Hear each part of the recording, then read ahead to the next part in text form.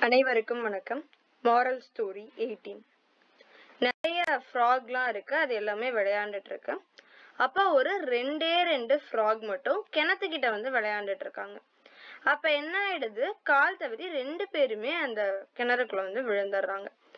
மத்த ஃப்ராக்லாம் வந்து இந்த மாதிரி சுத்தி நின்னுக்கிட்டு உங்களால வர முடியாது, இது ரொம்ப ஆழமான கிணறு, இதுல இருந்து வர்றது ரொம்ப கஷ்டம், நீங்க உங்க எனர்ஜியை வேஸ்ட் பண்ணாதீங்க அப்படின்லாம் சொல்லி பேசிட்டே இருக்காங்க. ஆனா அந்த கிணறுல வந்து தண்ணிலாம் கிடையாது. அந்த உள்ள இருக்க 2 தவளையுமே நினைச்சா கொஞ்சம் கடுமையா முயற்சி பண்ணா மேல வந்துடலாம், அந்த மாதிரிதான் இருக்கு.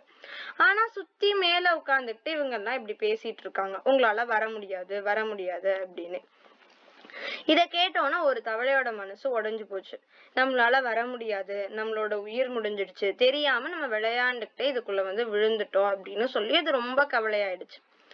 ஆனா இன்னொரு தவளை இது எதையுமே பொருட்படுத்தாம அது மேல ஏறி ஏறி அது முயற்சி பண்ணிக்கிட்டே இருந்தது. மேல ஏறி வந்துடுச்சு. அந்த தவளை மனசுடைஞ்சு இந்த பாத்தீங்களா கீழே உட்கார்ந்துருச்சு. ஆனா இதால மட்டும் எப்படி வர முடிஞ்சுச்சு அப்படின்னா, இந்த தவளைக்கு காது கேட்காது.